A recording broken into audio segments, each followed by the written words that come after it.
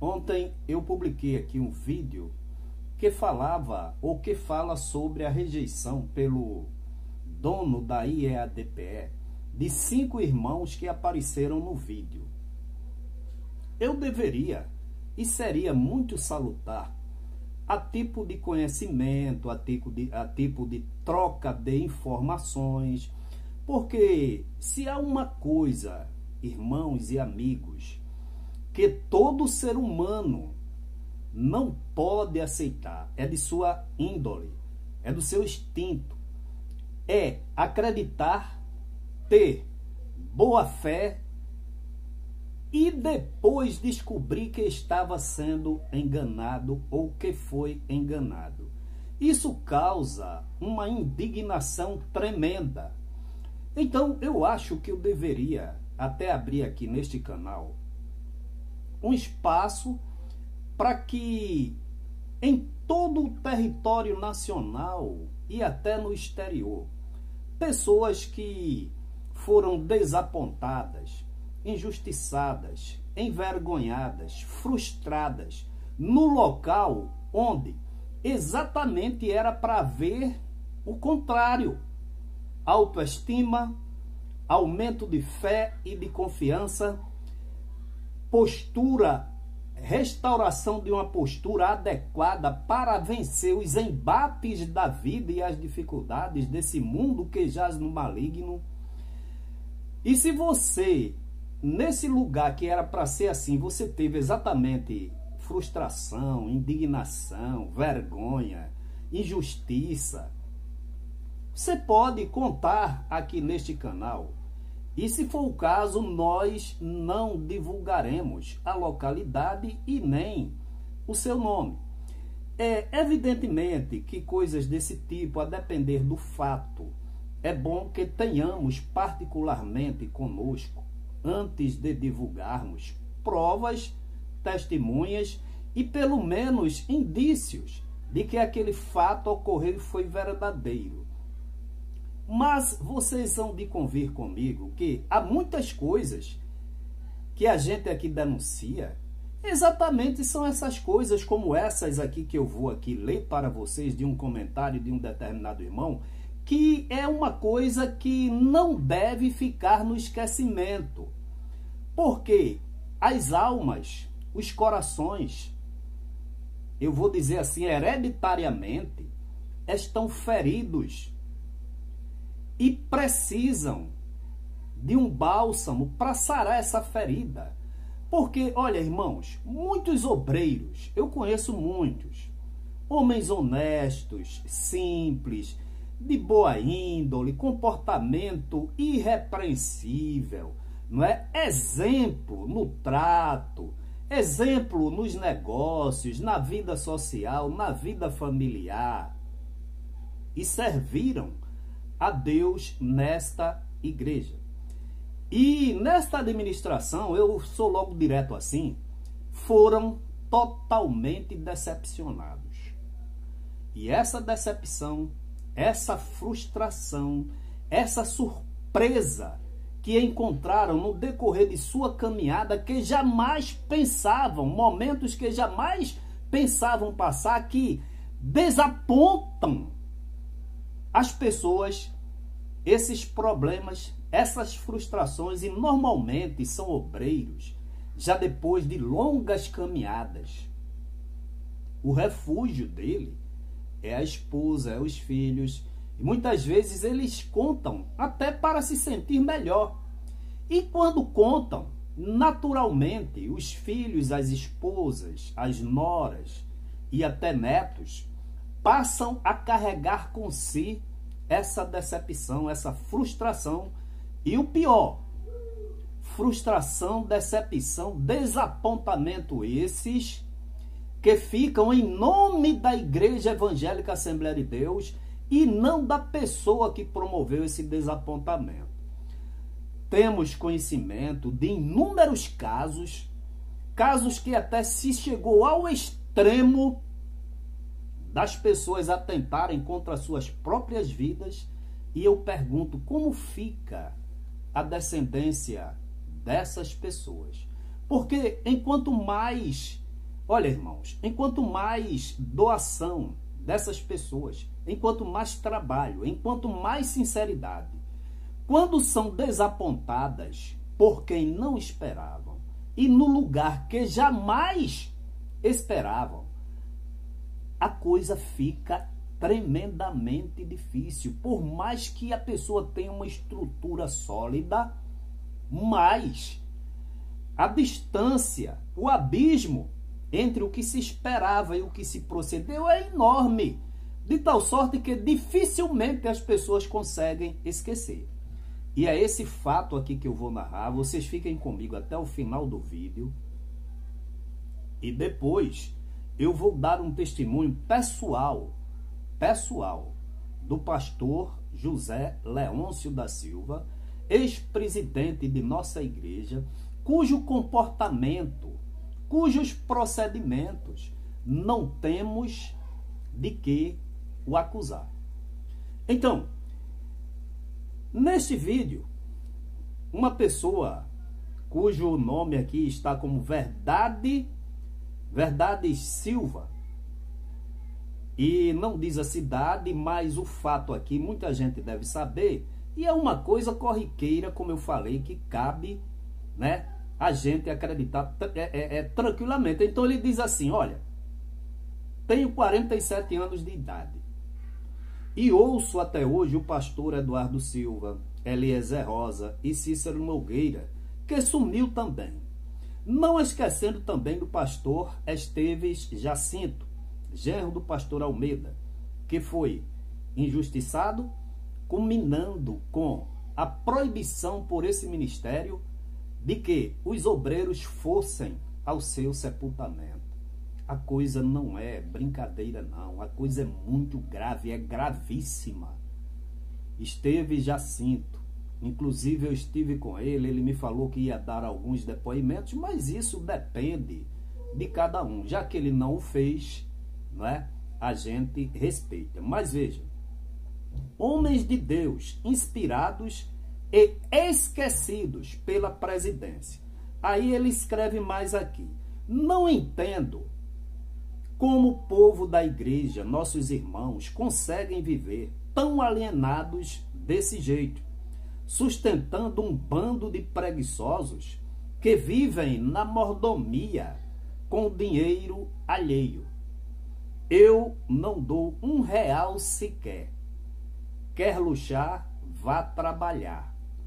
Ele continua. Isso aqui é um desabafo, é informação, é o que ocorre no dia a dia. Meu pai era diácono da igreja e alguns pastores iam buscar o dízimo dele em casa até mesmo antes do dia de painho receber dinheiro. Olha que absurdo. Eu era adolescente e isso me revoltava. Às vezes não tínhamos nem o pão para comer, mas o meu pai, tadinho, era coagido a pagar o dízimo e pagava na melhor das intenções, sem saber, na sua inocência, na realidade, qual era o objetivo e em que esses dízimos e ofertas eram realmente empregados. Já falamos aqui por diversas vezes. Aí ele prossegue aqui em outro comentário. A minha mãe às vezes se revoltava. Os pastores ficavam sabendo e no culto de doutrina esculachava minha mãe. Você está vendo que absurdo? Uma pessoa cujo esposo foi injustiçado. Vocês vão ver aqui ainda o que ocorreu com ele. E indo para a igreja, aquilo que eu falei, em vez de receber uma fé, uma palavra de esperança, de crescimento de fé, de confiança, então ia para os cultos, nessa atual administração, e saía mais revoltada. Minha irmã, que Deus em Cristo console o seu coração. Eu vou contar um exemplo aqui no final, vocês fiquem até o final. Vai fazer 3 anos que Deus guardou meu pai. Bem recente, né? Já velhinho. Nunca os pastores vieram visitá-lo. Ele ficou mais de 2 anos sem tomar a Santa Ceia. Você está vendo o que é que a gente está falando aqui? Agora me pergunta, esses homens merecem o nome, o título e serem considerados pastores? Responda você mesmo, porque eu tenho a minha resposta. Aí ele conta aqui. Certa ocasião, Painho foi para a ceia no templo central com um pastor daqui, o pastor da época. Por certo, conforme esse comentário, ele era de alguma cidade do interior do estado. O pastor gostava muito do meu pai. E Painho, naquela ocasião, era o motorista do pastor. O pastor foi falar com o Ailton Master, acompanhado do meu pai, que lhe estendeu a mão para o saudar. E o mesmo não respondeu. Não pegou na mão de Painho. Virou as costas e saiu andando. Meu pai voltou para casa decepcionado, triste, abatido e humilhado. Ficamos revoltados com isso. Painho continuou firme na fé até o dia de ir embora para o céu. Mas eu tenho irmãos que se desviaram e estão fora da igreja até os dias de hoje. Você lembra-se do Salmo 65, onde o salmista rogava a Deus para que não fossem envergonhados e nem confundidos aqueles que esperavam no Senhor? Falei aqui que muitos em vida estão decepcionados, envergonhados, e muitos que já dormiram magoados, feridos, decepcionados, frustrados, desapontados pelo comportamento dessa atual direção. E ele continua aqui. Meus pais nos criaram nessa igreja, mas depois que Deus levou o pastor José Leôncio, virou bagunça. Lembro-me de uma revelação que o pastor Leôncio contou aqui na nossa igreja. Deus mostrou a ele a situação da igreja nos dias de hoje. E segundo ele, pediu para Deus o guardar para não ver essa bagunça que está acontecendo. Ele nos contou todos os detalhes do que está acontecendo. Por isso Deus logo o guardou. Aí ele conclui, esse é o último comentário dele, diz assim: sinceramente, irmão Josué, tudo o que está acontecendo para nós veteranos na igreja, que ouvimos da boca do pastor Leôncio o que Deus o revelou, não nos surpreende. Já esperávamos e esperamos coisas piores. É lamentável, é lamentável. Eu quero ler alguns versículos conhecidíssimos, mas tudo que a gente fala, irmãos, temos que tomar como referência a Bíblia Sagrada. Olha, no livro de João, no livro de 1 João, capítulo 4, versículo 5, diz assim: se alguém diz, eu amo a Deus, e aborrece a seu irmão, é mentiroso, pois quem não ama seu irmão, ao qual viu, como pode amar a Deus, a quem não viu? É mentiroso. E a Bíblia, ela não se contradiz, ela é cheia de entrelaçamentos e dirigidas coerentemente às expressões, às afirmações pelo Espírito Santo de Deus. Então o que ela diz de Gênesis, ela diz também quando fala do mesmo assunto em Apocalipse. E lá em João 8,44 a Bíblia diz que mentiroso é filho do diabo. Então, aqui o evangelista João está dizendo que se você aborrece a seu irmão, você é mentiroso e na sua boca não se encontra a verdade. No capítulo 2, versículo 6 diz: aquele que diz que está nele também deve andar como ele andou. Versículo 9: aquele que diz que está na luz e aborrece a seu irmão, até agora está em trevas. Até agora está em trevas.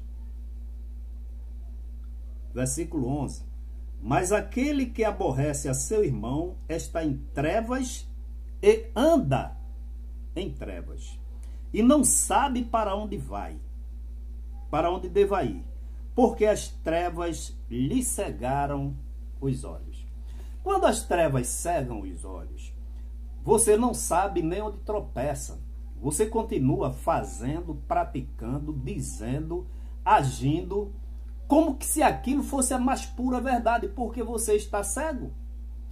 A cegueira é tão grande que mesmo diante de todos os avisos batendo na porta todos os dias, o cidadão ainda diz que quer e vai empurrar o povo dentro dos céus. Mas aqui no versículo 11, diz que aquele que aborrece a seu irmão está em trevas e anda em trevas, e não sabe para onde deva ir, porque as trevas lhe cegaram os olhos. Eu nunca fui cego materialmente, mas convivi com muitos cegos. Muitos deles precisam de guia, precisam de condições especiais para se conduzir, não é? Isso em todos os detalhes da sua vida. Como é, irmãos, que uma pessoa que perdeu a visão, é a Bíblia quem diz, não sabe nem para onde vai e nem como deva ir, como é que tem a audácia de dizer que vai empurrar os outros dentro dos céus? Eu vou dizer uma coisa aqui que parece brincadeira, mas não é. Serve para ilustrar essa situação. E depois eu vou contar o fato com o pastor José Leôncio rapidinho. Nós já dissemos aqui, né, que falamos aí de várias regiões do cosmo, de corpos celestes, fora do sistema solar, conhecidos e desconhecidos, mas que por deduções matemáticas e físicas se conclui e se acha a massa, o volume, a velocidade, a distância desses corpos celestes. E foi descoberto, entre muitos, um buraco negro, que é uma região do espaço que tem uma gravidade, milhares, eu acho, né? Uma gravidade muito grande, que atrai tudo que se passa próximo. E essa proximidade, já dissemos aqui, são distâncias astronômicas. E foi descoberto um buraco negro, me parece que em 2017. Esse buraco negro pode engolir, devorar galáxias, o nosso sistema solar, sem problema nenhum. Então, agora, preste atenção aqui. A pessoa cega, em trevas porque não ama seu irmão, aborrece seu irmão, não sabe para onde deva ir. Vamos supor que pudesse vencer a gravidade terrena, sair em direção aos céus. Olha que absurdo, imagina comigo. Desconhecendo o infinito. Ou seja, quer atribuir a si um poder que só Deus tem. Porque Jesus disse, na casa de meu pai há muitas moradas. E é ele quem vem buscar a igreja e levá-la para junto do pai. Mas um homem, um cidadão, pastor de igreja aqui, pastor presidente, disse que queria empurrar o povo dentro dos céus. Olha que insanidade, irmãos. Isso me faz passar mal. Uma pessoa dizer que quer empurrar os outros dentro dos céus. Para que lado ficam os céus? por esse universo sem limite e sem fim.